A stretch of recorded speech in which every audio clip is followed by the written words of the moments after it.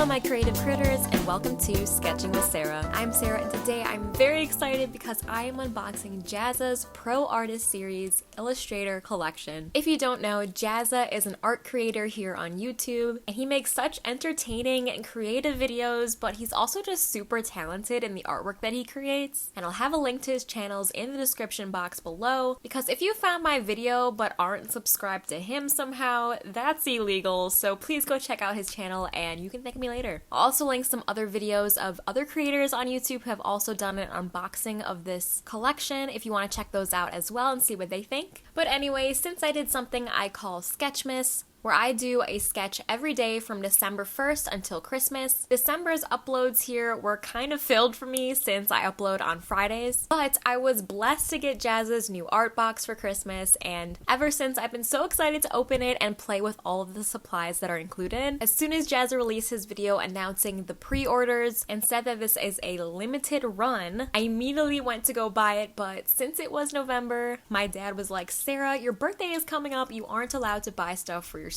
so I didn't. But I won't lie, I was kind of stressed because it is a limited run and I've always wanted to try markers, and I figured if I'm gonna dabble into a new art medium, I want it to be Jazza approved. But Christmas came around and I was so happy to receive it. So the first thing on the top of the box was some promotional stuff about Spectrum Noir, which is a brand I've never tried before. And then right underneath all of that was the markers. I've only ever used alcohol markers to sketch in life drawing for a couple sketches in that class, and I've never really used them for a full-on illustration, so I'm pretty clueless on how to color with them effectively, so this will be interesting. Also, I'm really bad at opening things apparently, which made me very sad when I accidentally ripped the packaging a little because everything was designed so nicely but also really securely. So when I was opening up these markers, I've never used alcohol markers, let alone have a collection with trays to store them, so I felt so dumb trying to figure out how to stack these, but I did get it eventually. It was just a little struggle to get there. I will say the variety of colors that Jazza picked out is pretty wide because of all the blending possibilities that I'm sure you can achieve, but also I don't know how to use markers, so I'm hoping I can get those colors too. Next, I am so pumped because the next level of the box was some of Jazza's illustrations as coloring pages, and it's so cool to see the videos he's created with these drawings, and now having the line art is just so cool to have as a subscriber. I also love the variety of different types of illustrations too. There were some more scenery focused ones and more character focused drawings too, and there were also some really complex scenes with all kinds of things going on in them, but there were also really cute and simple, more children's book style illustrations, so I think whatever you like to draw, there's something in here for you to color. If you're familiar with my channel or the art that I love to make, it always involves animals somehow, so my favorites are definitely the shark underwater scene and the deer in the forest. The next packet was filled with just blank marker paper, and I was kind of surprised how many pages were included because usually in an art box, they include maybe like 5 sheets just for you to play with it and get a feel for it, hoping that you'll purchase more in the future. But with the amount of paper that was included in this art box, I definitely see myself not only playing with them, but also warming up enough to maybe make a piece of art that I'm proud of in this new medium through the amount of pages that were included. Now, my main traditional medium that I love working in is watercolor pencil with ink and colored pencil, and I just love using colored pencils to sharpen things up that the watercolor can't necessarily achieve really well, so I'm very excited to try the colored pencil set in this box.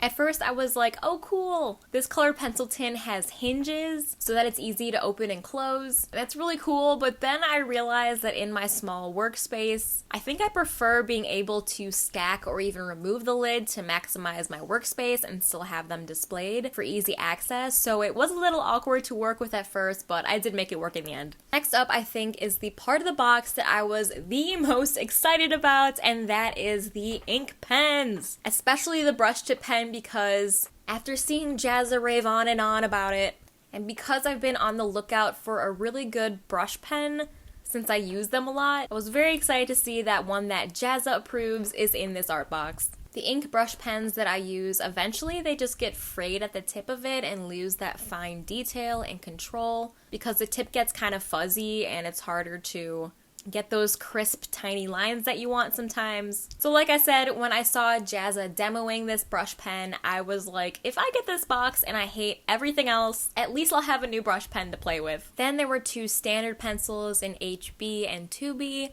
and a standard eraser, so you really do have everything to go from sketch to final illustration, which I think is something that's great about this art box. So let's get swatching. So I started swatching both nibs of the markers and seeing the variety of line weight that I can get, as well as see how well it covers when coloring to make a flat area of color. The markers are really vibrant and saturated, so I'm interested to see them working together with the more desaturated grays and browns that are included in this set too. Then I started swatching the colored pencils that came in this box, and I started from a really light pressure to a heavier pressure to really test out the range of values that I could create with these colored pencils just on their own. I will say that it is interesting how the colored pencils work on this paper. It's not bad, it's just different. I feel like I have to push a lot harder to get it to show up, and some of the colors are easier to make show up than others, but these are also supposed to work well on top of the markers, so I'm really excited to try that out too. Next, I did the same with the 2 pencils and then packed the 2B pencil heavy to see how the eraser would go through it, and it did have a hard time and smeared it a little bit, but that's totally fine because I don't really sketch that dark, and when I started to sketch and needed to erase, the eraser really did a good job, so no complaints there. Next, I tried out the different pens, and I just love doing line art and I love pens, so this was the same joy of getting a brand new pen for me. So I did a little scribble of each of them and then did some straight lines next to each other to see the thickness better, and then the moment that I was waiting for was to try out this brush pen. I could use this brush pen all day, and I wish they just sell this brush pen separately rather than in a pack with the rest of these, but maybe they do and I just couldn't find it, because I would totally buy like 10 more of just these brush pens. They're just so satisfying to use. I mean, I had to stop myself from taking over the rest of this swatch page with just brush pen doodles. So anyway, this isn't one of those aesthetic swatch sheets, and I do mess up and mislabel and forget to swatch a pencil until later, but right now I'm just using this sheet to play around with these new materials. Once I got all the swatches down, since I had this really awkward shaped space left on the bottom of this page, I figured I'd do a little doodle of my feral character and maybe make him rainbowy and try blending the markers and just mess around. So I used the 2B pencil to sketch out the body, and it was just such an awkward area to try and fit this guy in. Could I have planned out the swatches to make them all fit a grid and have a nice half sheet for a drawing to practice? Of course I could have.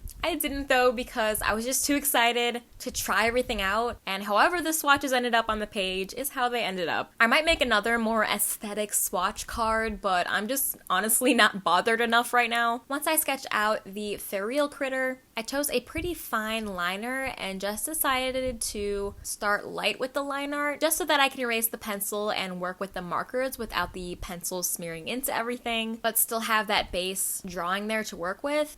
I did mess up the lips a little bit, but I'll just have to deal with that later. At this stage, I figured less is more so I can focus on the markers and the coloring part. I erased all of the pencil and started with the light icy blue color to get the base covered, and then I tried to layer a darker blue over it and maybe transition it into purple and pink. There was a lot of back and forth and blending and marking and back and forth, and something that was a little irritating was that the markers were kind of hard to clip in super fast since the cap only fits it one way. So it was a little stressful when I wanted to get that light blue back out before the dark blue dried to try to blend it a little bit better while everything was still wet, but then struggling to get the cap on. But honestly, after doing it over and over, I kind of got the hang of it eventually, but that was something I noticed in the beginning. It is kind of nice that the pens don't roll away, so that's a bonus, I guess. Something else that I noticed when swatching and actually coloring with the markers is that the brush nib was so flexible, so I was able to get a nice furry texture with the tip. But when I tried to do a more flat coverage, because it still has that wobbly point to it, it took a little bit of practice to get that to go on evenly, but again, it just takes practice. I don't really know if I'm making sense, but basically I'm saying that I found it a little bit challenging, but as I started decided to add even more colors and then moved on to adding some colored pencil, I just started getting really lost in the drawing and started having fun with it. Then I whipped out that brush pen and really tied it all together, and is this the best drawing I've ever done? No way, but I learned a lot playing around with these markers, and I'm very excited to put them to the test on a more serious or ambitious full page drawing in the future. So if you're interested in seeing me go further into learning about alcohol markers and want to see what else I create with Jazza's Pro Artist Series box, don't forget to leave me a comment and let me know. I love chatting with you guys in the comments, and it seriously makes my day when anyone takes the time to leave a little message on my video, you know? Anyway, if you like this video, please don't forget to leave it a like and subscribe to my channel for more art and animal related content. I upload a new video here every Friday, and I would love for you to become a creative critter with me, follow along on my YouTube journey. I hope you all have a safe New Year's Eve and a great start to 2022. Thank you guys so much for watching, stay creative, and I'll see you in next Friday's video.